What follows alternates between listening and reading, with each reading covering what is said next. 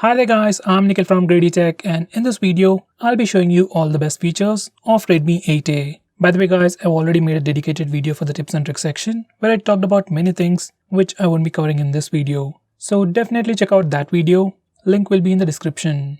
Now with that said, I want to first start off with the best feature, that's the display. This phone has a 6.2-inch IPS display with HD Plus resolution with a dot notch, protected by a 2.5D curve Corning Gorilla Glass 5. This is definitely one of the best displays that you can get at this price. Next, this phone also packs in decent performance. Under the hood, this phone sports a Snapdragon 439 processor with Adreno 505 GPU. It's an octa-core processor with 2 or 3 GB of LPDDR3 RAM and 32 GB of storage. These are the benchmark scores. Next, this phone also has some decent cameras. On the rear, it is a 12 megapixel camera with f1.8 aperture, and for selfies, it is an 8 megapixel camera with f2.0 aperture. These are some sample shots.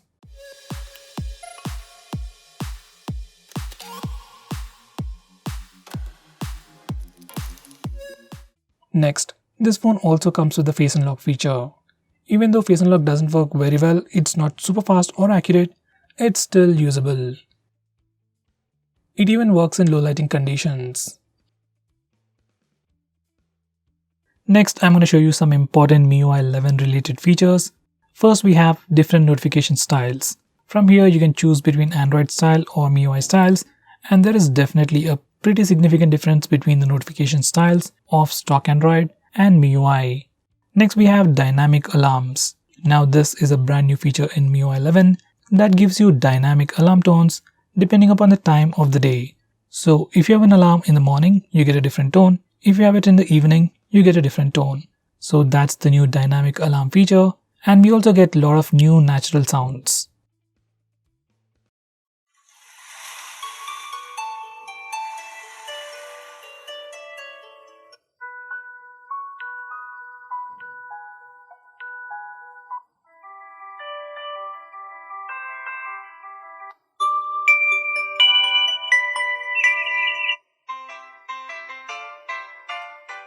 Next, we have video wallpapers. Now using this feature, you can set up a video as your lock screen wallpaper or a home screen wallpaper. Here's a quick preview. Next, we have digital well-being.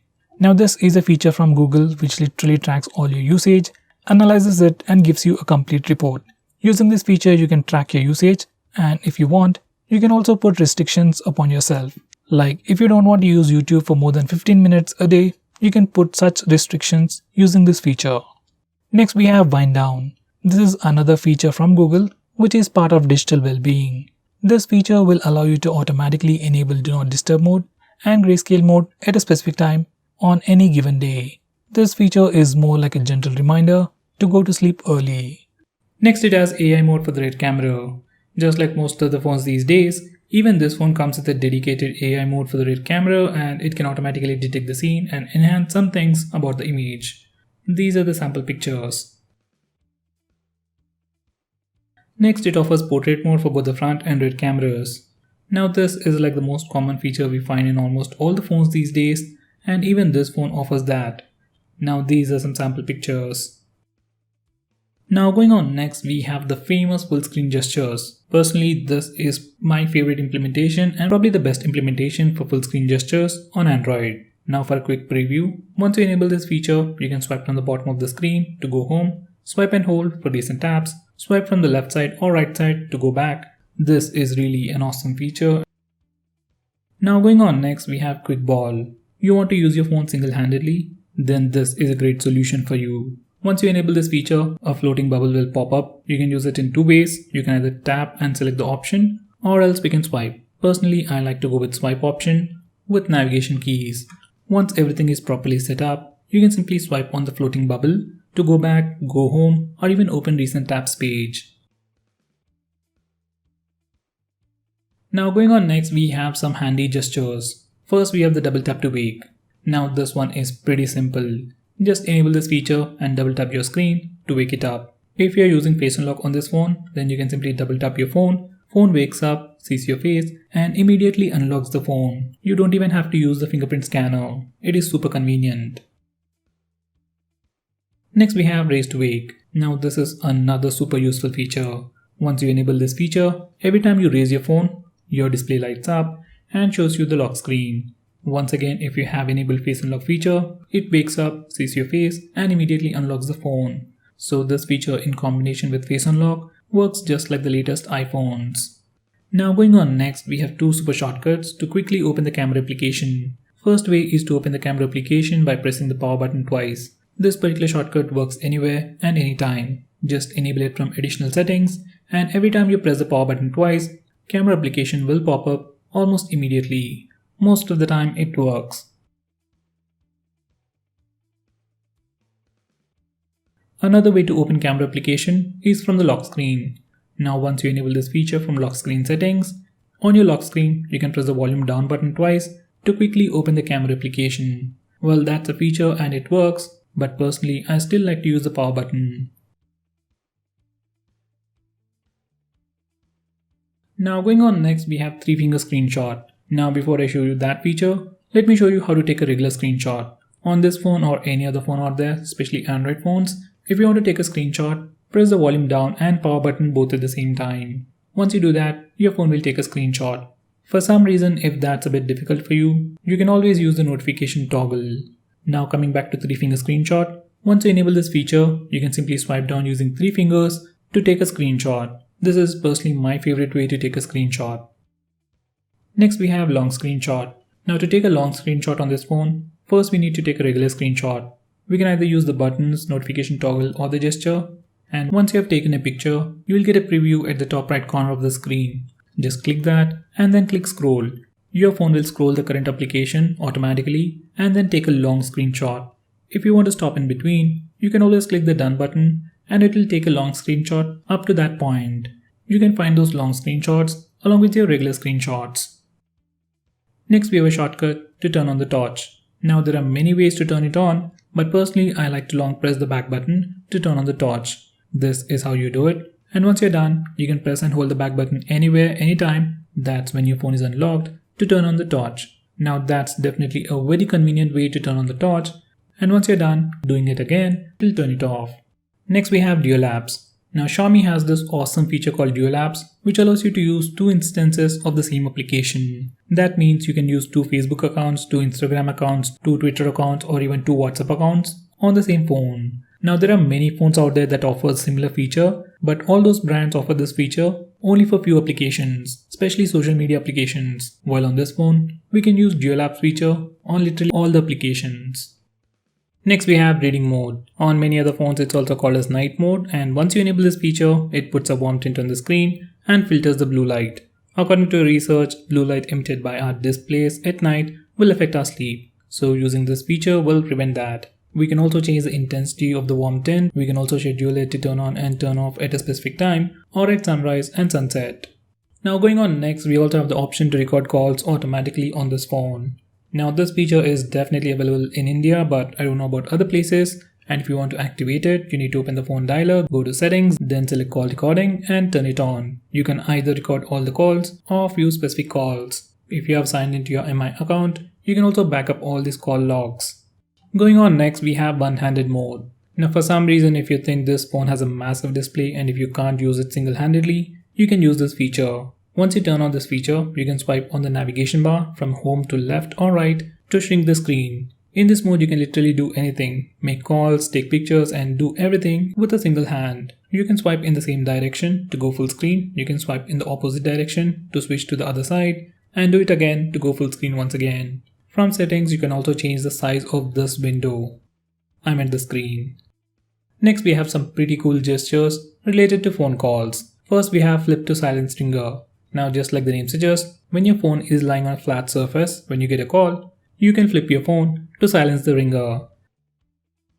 Next we have quiet ringer when lifted. Once you enable this feature, whenever you get a call, you can pick up your phone and the ringtone volume goes down. It won't go completely silent, but ringtone volume does go down. Next we have increasing ringtone volume. Once you enable this feature, every time you get a call, ringtone volume starts with low volume and gradually increases. Next we have flash when ringing. Once you enable this feature, every time you get a call, your flashlight, that's the rear flash, flickers. Next we have mute first ring from unknown numbers. Now once you enable this feature, every time you get a call from any unknown number, first ring, that's probably 2 to 3 seconds, will be silent, and after that, you will hear the ringtone. Next, this phone has a super handy feature to identify unknown numbers. Just like Truecaller, Xiaomi collects information from various sources to identify spam and scam calls. It isn't as effective as Truecaller, but it does work. Next, we have a brand new feature called Game Speed Booster. Now this is like a dedication application in itself, and once you open it up, this is how it looks like. You can add all your games to this list and then swipe right for settings. Now from here you can do a lot of things. Improve the gaming experience by clearing the cache. You can also configure the navigation shortcuts, restrict network switching while playing the game, restrict background sync, prioritize network usage, enable silent mode, hands-free mode, and even fix the screen brightness. Whenever you open any of the games from your list, all these settings will be applied automatically. Next we have secondary space. Now this feature creates a small box kind of a thing in your phone where you can have different accounts, different set of apps, and so on. If you need 2 different phones for your work and for your personal life, using this feature we can do with it with just one phone. Now going on next, we can also change the background app usage. MIUI offers you additional options to tweak individual apps to further improve battery life. You can completely stop applications from running in the background. You can restrict background access, you can restrict background sync and usage, and do stuff like that. It might help, but usually its effects are not that visible. Now going on next, we have wireless display. Now using this feature, you can cast the screen of your phone to any television with Mirrorcast or to a Chromecast. This feature works really well with MI TVs. Next we have MI Mover. Now if this is a brand new phone and if you want to transfer all your data from your previous Xiaomi phone to this new Xiaomi phone, you can use this feature. Just select MI Mover on both phones and do the needful to transfer all your data from your previous phone to your brand new phone. Next we have MI Drop. Now this is a feature just like Share It app for Xiaomi phones. It comes pre-installed on all the phones, and using this feature, you can transfer any kind of data, whether it's applications, photos, videos, or anything, or Wi-Fi between 2 Xiaomi phones. Next we have local backup. In backup and reset settings, we have the option to backup everything on your phone, along with user data. This is really handy when you have to reset your phone and quickly take a backup of your apps. Now when you reset your phone, all this data will be deleted. So once you are done with the backup, copy it to your PC or a pen drive and transfer it back to your phone once you are done resetting your phone. Now going on next, we have some features to improve the audio experience on headset. Now using this particular page, you can select the type of headset you are using. If you are already using a Xiaomi headset, you can further tune your phone to give you best results for that particular headset. You also get the equalizer settings to tweak the audio further according to your preference. Next we have Lockscreen Castle. Now if you're a person who likes to change lock screen wallpapers all the time, this is a great feature for you. You can like them, delete them, and even go to settings and customize this feature further. Now going on next, we have themes. If you're someone who likes to tweak the look and feel of your phone, then Xiaomi phones or MIUI itself is great for that. You have tons of themes, tons of fonts and wallpapers and stuff. You can download it from the Themes app and apply them with just a click of a button. Here's a quick preview. Next we have a super handy feature called Scanner. It's more like an application itself.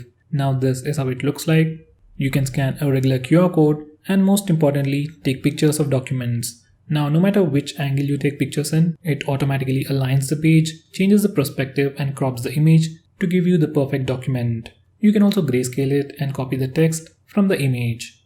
Next we have screen recording. Now if you're someone who likes to record the screen of your phone, then on this phone there is a dedicated application called Recorder just to do that.